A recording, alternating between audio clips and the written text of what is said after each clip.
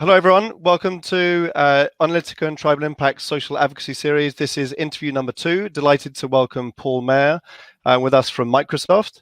Thank you very much for joining us, Paul. Hey, yeah, great to be here. Thanks, Tim. Pleasure. If you could start off just by telling our audience a bit about yourself and your background. Yeah, sure. So I actually work at Microsoft.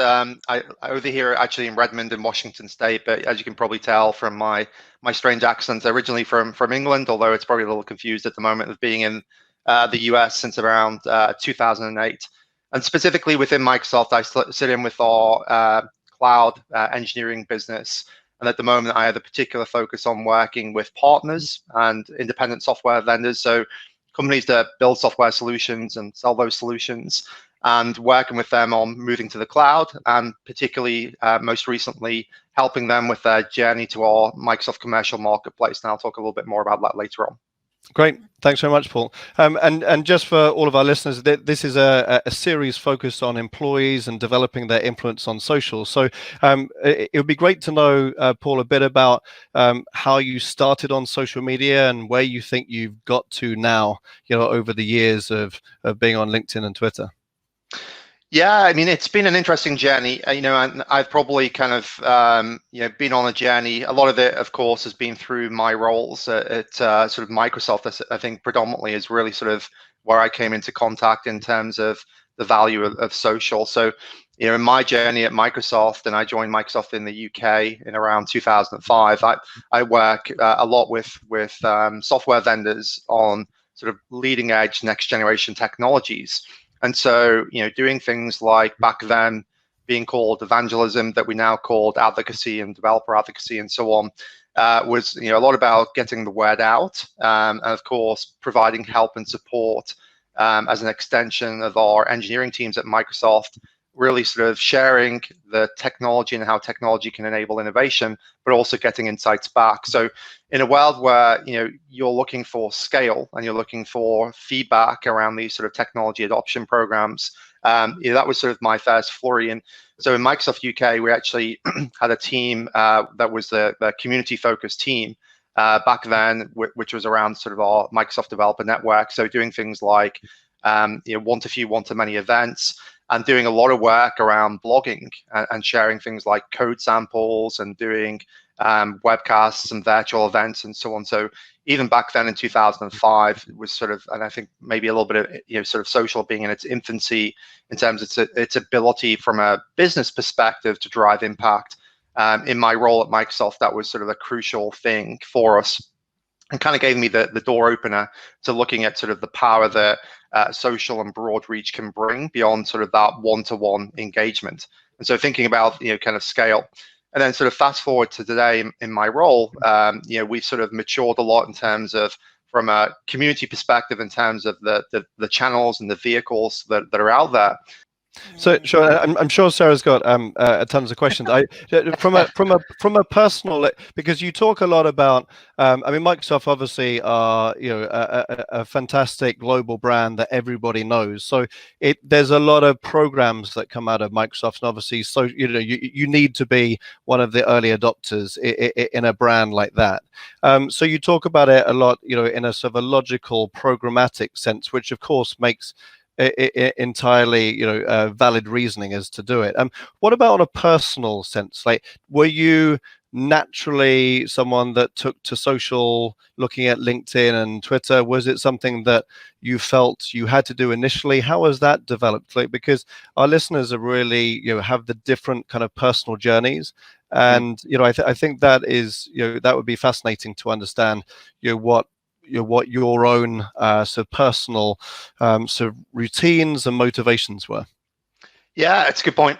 So I think from a personal point of view, like anyone probably, my world started out in things like Facebook and just sharing pictures and staying connected. And so, as mentioned, I originally came from the UK, and so now being in the US, sort of that social sharing of what's happening and pictures and family, kind of was probably kind of my sort of bar, if you will, originally.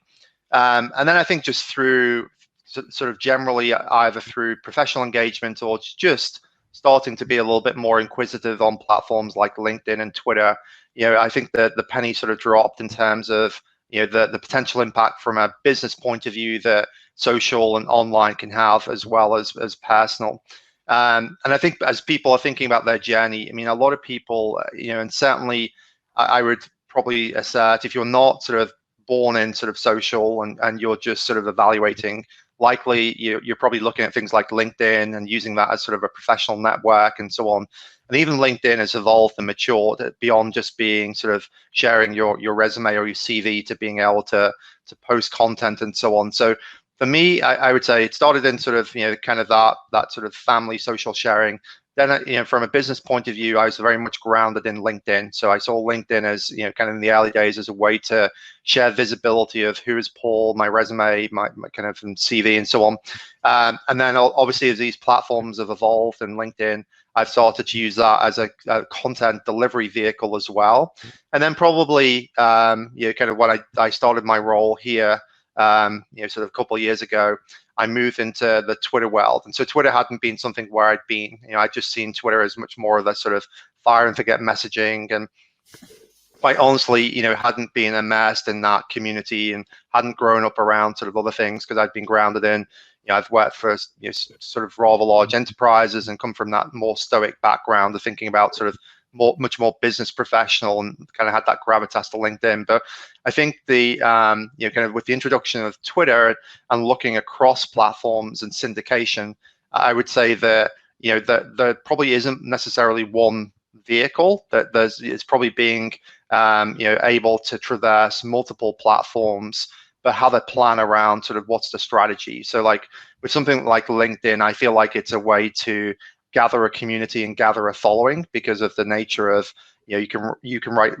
larger content, and you can have groups and so on and so forth. So I feel like that's how I think about LinkedIn, is beyond just sort of my who's Paul and my resume. It's an ability to have a little bit of a dialogue and build a community. Whereas with Twitter, I see it as sort of the in the moment, get something out, get kind of people inquisitive, or kind of in particular if I'm traveling, Twitter is a great way to sort of to share sort of where I am. And so a final story I'd share there in terms of kind of pivoting between those two platforms, and there are many more. So this is just me personally. I sort of pivot between LinkedIn and Twitter. What was super interesting is building that sort of syndication and that predictability of posting. And so what I found is I'd be traveling to some of these events, and initially this didn't happen, but I would say after sort of 6+ months of sort of working at it, and the key is having to work at social, I'd show up at events and I'd have people just saying, "Hey, Paul," who I didn't even know or recognize, and say, "Can I have a picture, or can I talk to you?" and so on. And even when I went to some Microsoft conferences, I had some of the Microsoft folks saying, "Paul, you don't know me, but I'm from a subsidiary in a different part of the world, but I'm following you on LinkedIn, and what you're doing, it's great to hear." And you're providing sort of an inside-out voice even to sort of a Microsoft employee of what's happening. So I think that gives a feel for the power of sort of having a social platform, a communication platform, but kind of thinking beyond just there is one method to get out there. I think it's exploring with different platforms and different ways of communicating.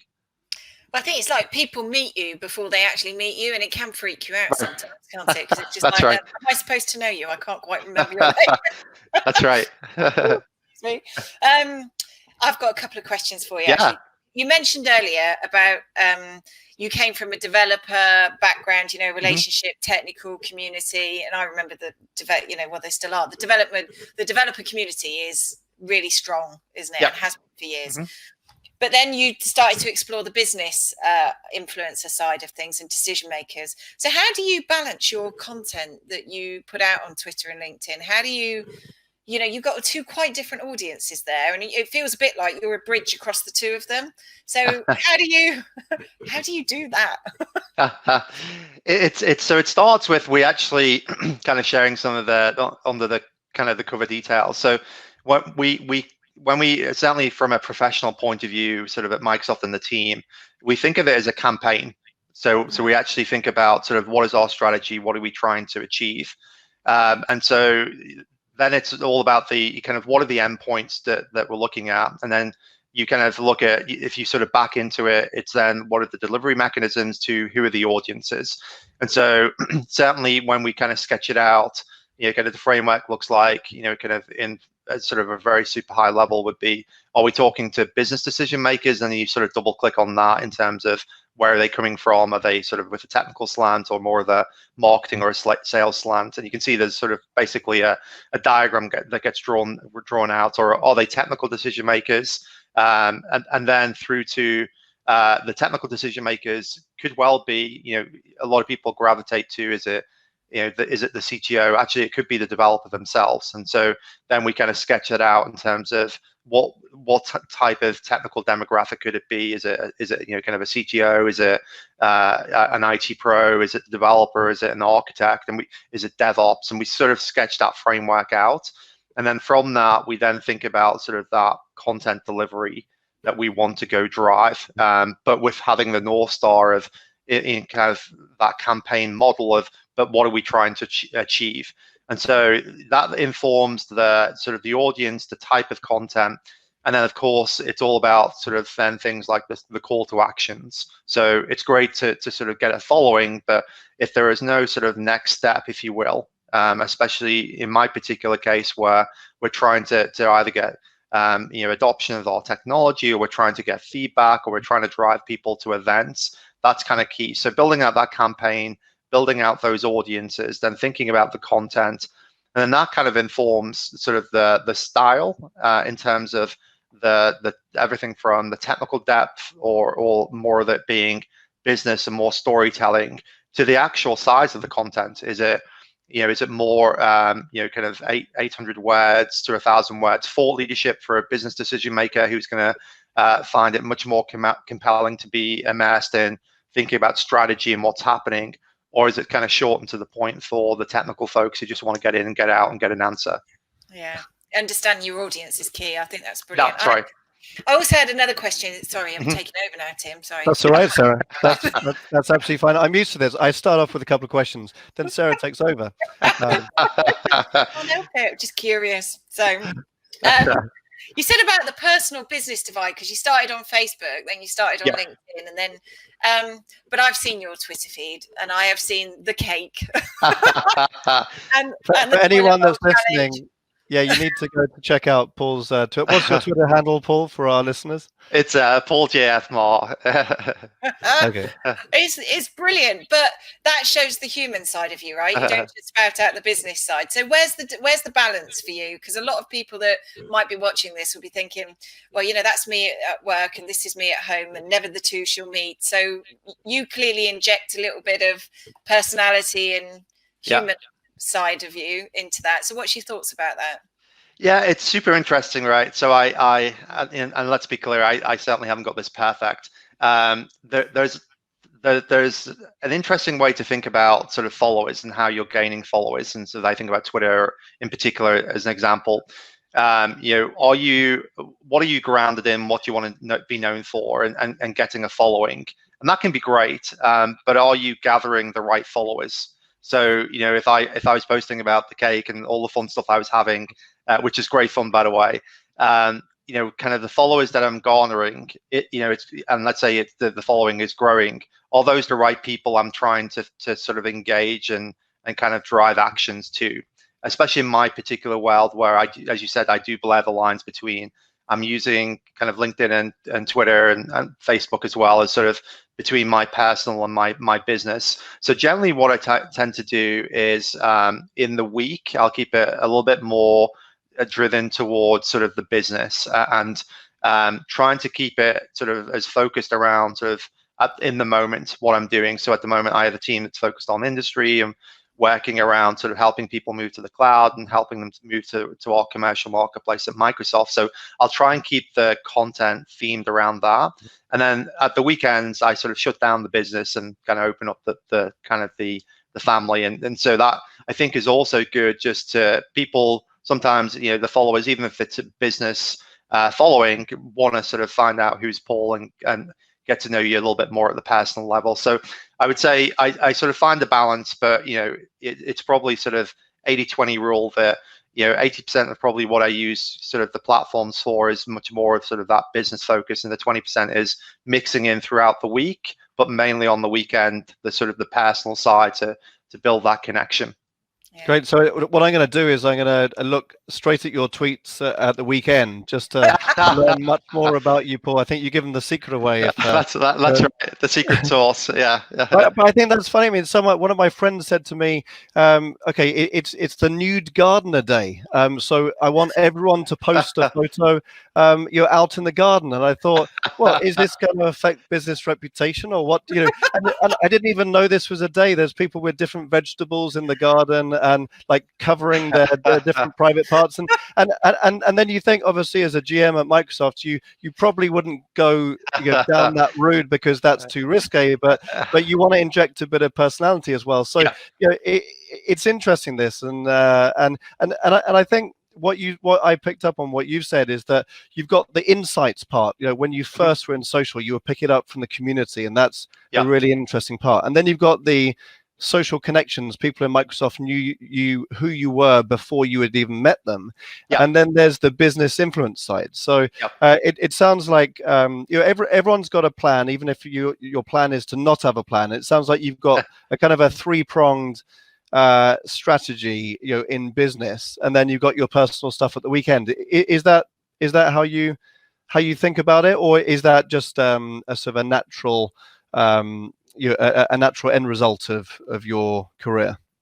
No, I think that's right. I mean, it's certainly the way I think about social is it's kind of I use it as a business first platform. So I think it's building the kind of having that strategy in there.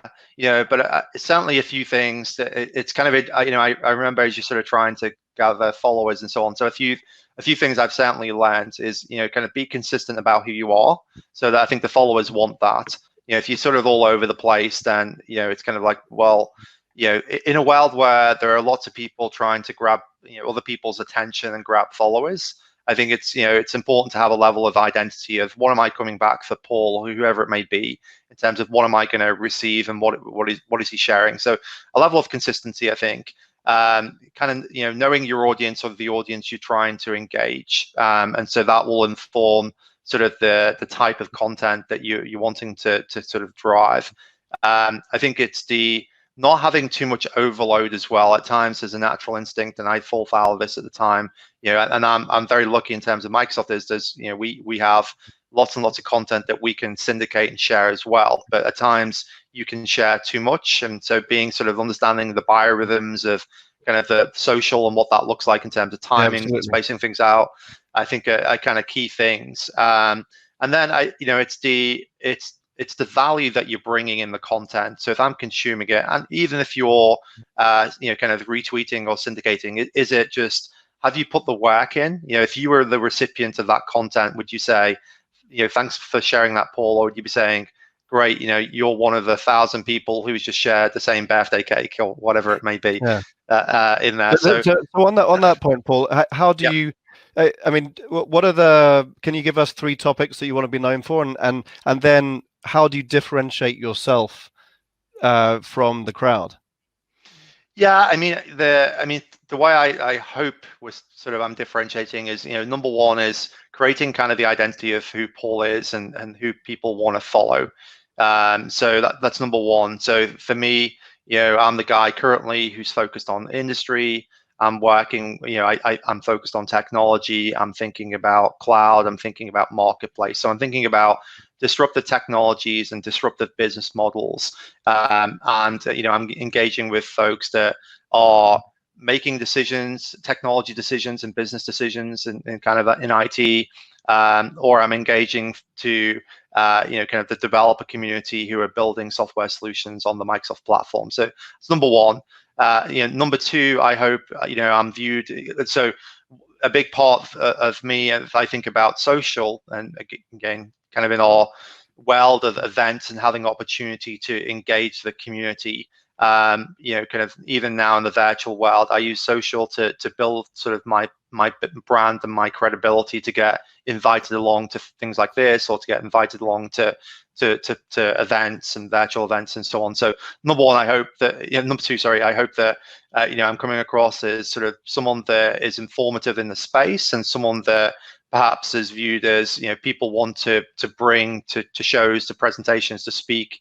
I have kind of interesting insights that can be beneficial to the audience or to the community. And then number three, for me, as a kind of blurring the lines between business and personal. Hopefully, I'm kind of viewed as a little bit of a fun guy that is sharing useful insights, but also occasionally some fun things that people kind of laugh and smile. Yeah. I had a quick question about earlier when you said you write content and as well as sharing and engaging with others. At what stage, because that can be quite frightening for a lot of people. They, for one, just trying to share something is quite frightening because they're worried they're going to get into trouble. But once they get into the habit of that, they're ready to start maybe writing content. Yeah. When did that happen for you? And what was it that sort of inspired to think, hold on a minute, I need to start writing my own stuff now, not just sharing everybody else's? Yeah, so probably quite early on, I would say. So I mean, certainly a number of horror stories. So I don't mean to scare the audiences, but I'll throw that out up front so people can learn from my mistakes and not make them. That's kind of the spirit of, I hope, in kind of sharing. But there's only, I think, there's only so much of sort of the syndication and sort of retweeting or reposting other people's content that's going to get you kind of where you want to get to, going back to kind of my previous sort of, what do I want to be known for?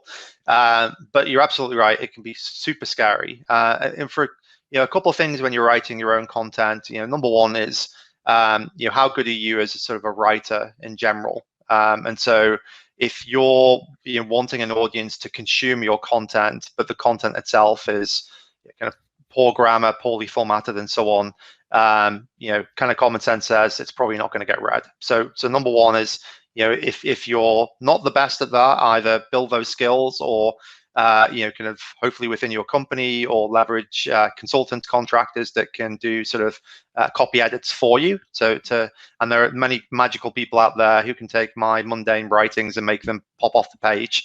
So that's number one, I think, is just before you even think about the actual content, is the writing style, is it compelling, and so on. And then you need to know the audience as well. And I talk a lot sort of to my teams and so on in terms of, is this business focused, and going to that audience, that framework I mentioned earlier? Am I going after sort of the CEOs, the COOs, the CTOs? There's stylistically a certain type of content and the way it's written that they're going to expect to consume, versus is a little bit more, kind of more of the short, chirpy, kind of fun type content. So knowing your audience, I think, is super important in terms of how they consume and what they expect to consume. And then it's obviously the value of the content, so what you're delivering. Sometimes people will write 1,000 words and you read it and it's like, I learned absolutely nothing from those 1,000 words. So sort of really pushing yourself in terms of, what are you bringing to the table, whether it's insights from your role or your experiences, or you've actually gone and done some research. So if you're you've picked up some new insights from learning a new development language, or you've learned bakery and how to bake cakes, or whatever it may be. And then it's kind of the understanding the do's and don'ts of social. So social is there, just like these videos and so on. They don't go away, so they're there for kind of for all time. So be careful what you're saying or you're writing. So be comfortable that when it's in the public domain, and it will be, and it's hard to retract things. Kind of, is it at the right style? Is it kind of in keeping with your brand? You mentioned earlier on, Sarah, about sort of and Tim, about sort of kind of is it in keeping with in my particular case, Microsoft's value system, and so on. Because a lot of people will do the my opinions on my own. That's great, but your opinions are linked to you, and are linked to kind of your family, to your company, and so on, and they're there. And even things like if you're applying for new roles and new jobs, obviously social is a great way for people to quickly get to know you and understand that you're kind of relevant for the role. And then it's on the content. It's just really thinking about, I say, that the learnings you're bringing, the writing it in a way that is informative. Some people like to, and I'm not saying this isn't a good thing, people have their stylistic things, and some people prefer to be much more provocative. My style is much more neutral and informative, but I think that's important in terms of audience, content, compelling. Is it sharing something? An experiment, I would say, is the final thing. You're not going to get it right first time, and I certainly didn't. And get feedback, from that. So of course, read the comments, and some people may be a little bit more hard cutting than others, but that's okay. The feedback is the feedback, and learn from it for next time. You can figure out kind of how to evolve. Yeah, I think that's a really fascinating point, Paul. And I think probably about 4 or 5 years ago, I used to see you, taking selfies at different conferences. I felt like I knew your travel schedule very, very well. But it was good to hear the updates on Microsoft and some of your experiences and the people you met. So so that was obviously something you enjoyed sharing. As a leader, like how much responsibility or motivation do you either feel to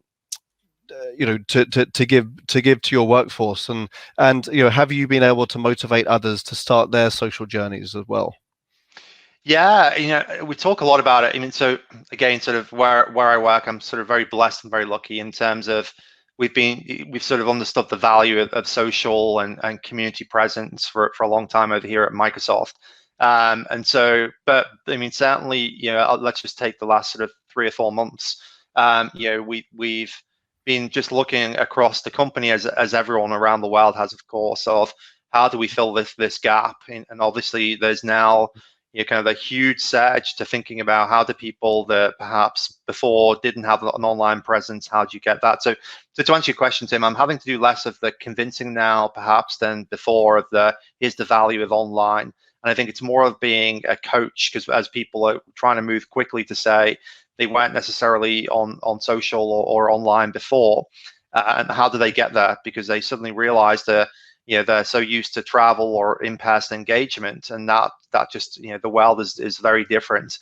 And so I think hopefully for the listeners, they can kind of really kind of take some learnings from others on best practices. So I know there's a lot of pressure in the industry, certainly where I work as well on the technology side, to build sort of the online presence. I would say kind of as with anything, kind of take guidance, take consult. I know everyone wants to move quickly, but with something like online, I think having a level of caution in terms of learning from others, understanding the platforms, making sure you've got things like peer reviews in place if you're delivering content, and understanding what's your strategy, what are your goals. It's kind of rushing to online with no plan is probably not a good thing. So kind of a little bit of the slowdown to understand what you're trying to achieve, what's your campaign, what are the platforms, what's your audience, what are your call to actions, what's your best delivery mechanism. And it's something that, especially if you're coming new to social and online, is you've got to be dedicated to it. Just sort of coming and doing kind of a couple of things, you might get people initially interested, and then it'll just disappear. So it's something that you've got to work at, and you've got to be consistent and disciplined in approach. And you said that earlier about consistency, didn't you? Having an identity, being consistent, going in with a plan and sticking to it. The key things, aren't they? So I was going to ask, what advice would you give to someone who was just starting out? So you've given some framework about how you would approach it, and probably finding the right, the path, the right platform, the right media. Don't jump into blogging if you can't keep it up. Where would you think of starting then? Would you think of starting, say, on LinkedIn and as a platform of choice? Yeah, I'll certainly remain neutral, as LinkedIn is obviously one of the Microsoft assets. But I would say start. I think there's lots to learn from. So number one, go search on the internet, and go look at folks that are already sort of socially prevalent. So what are they doing? Are they doing LinkedIn? Are they doing Twitter? Are they doing webinars? Are they doing YouTube? So on. So number one, I think, is just go explore. And then I think the next thing is then, what are you comfortable with? Some people like writing and don't like media. Some people would prefer media to writing. So what's the format that best kind of stylistically suits you? And then secondly is, the third thing is, which probably should be point 0, is what's your purpose of going online? What, if you don't have to or want to or have that sort of emphasis to you're being forced to do it, it's just not going to work out. So what's the motivation to do it? but yeah, I mean, I think, go search, go explore, go learn from others. There are obviously sort of fundamental things, I think, to get kind of an understanding on of, whatever platform you're using, whether it's Twitter or LinkedIn and so on, and thinking about, kind of what does it, what are these things called hashtags, and how do you engage influencers, and what's your strategy, and how do you actually build connections that are going to help you grow a following. Yeah, and I think I completely endorse those views, Paul. And I mean, you've got 8.8K followers on LinkedIn and about 3.1K on Twitter. So that's not your whole universe, because obviously that gets shared in their networks. So but clearly you're coming across very credible and informative, and you've got a strategy which is great. I had a burning question to ask you. What do you think is the most successful post, or the one that you're most proud of? So it's kind of funny. So I don't know if it's my most successful, kind of point of mind that resonates, if you will. So for example, Sarah mentioned about sort of my post of being at home, and my son's birthday with the toilet roll cake. I mean, that just lit up, right? I mean, just everyone jumped on it. Are you talking about the cake or the cake? Engagement? Yeah, the cake. Lit up. Yeah. And so, yeah, that's true. You were unintentionally just passing this off as a comedy. That's right. Yeah, that's right, man. It's put three Brits together and you get a comedic interlude. But I don't think, I think what I'm proud of is where, sort of you having those posts that have resonated. I've done things like, when I came back to Microsoft, I did a why I came back to Microsoft post, and that, it really sort of resonated. So I think what I'm most proud of is not necessarily any individual post, but it's when you actually get that wave of actual people who viewed and engaged with the content has been great. And then, of course, kind of getting the feedback channels as well, of people saying that was great, and kind of following you and so on. So, yeah. Great, fantastic. Sarah, did you have any last few questions? No, I only had a comment really, which is I remember when I was first started to write blogs, and I remember hovering over the publish button probably for days, and you just think, oh, shall I, shan't I, shall I, and then you do it, and then you realise no one read it, and you kind of think, oh, okay. So then I remember just carrying on publishing, and then suddenly you look back about 6 months later, and you've accumulated a following that you forgot that you were doing, and so I think there's a lot of nervousness up front that probably doesn't need to be there, but I get it. So, once you start getting into the habit of it, it just becomes second nature. So yeah, I think feedback is king. I mean, I think the more you can work with people like Tim and Sarah and so on, and get feedback and get guidance, it is good, because I think if you learn the skills and the craft early on, and then there's no perfect science, but there are some indicators and there are some best practices.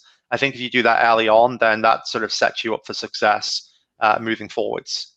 Yeah. Great. Thanks so much, Paul. I really enjoyed speaking to you. Can you tell our listeners where to find you online, both on LinkedIn and Twitter? Yeah, I mean, just you can go look me up. Just search for Paul Maher on LinkedIn or Twitter. So I'm active on both platforms. So you'll find me on both of those. And hopefully I'll see you out there in the social world or at some of the virtual events in the future. Great, fantastic. Well, Paul, I mean, you've obviously are a leader at Microsoft, and I think a lot of people find obviously you're time poor, you're very, very busy, but it's great for you to share your story. I think you're very credible. You obviously want to be informative to your community, and you have a real strategic approach to social. So thank you very much for sharing your journey with us. I really enjoyed speaking to you.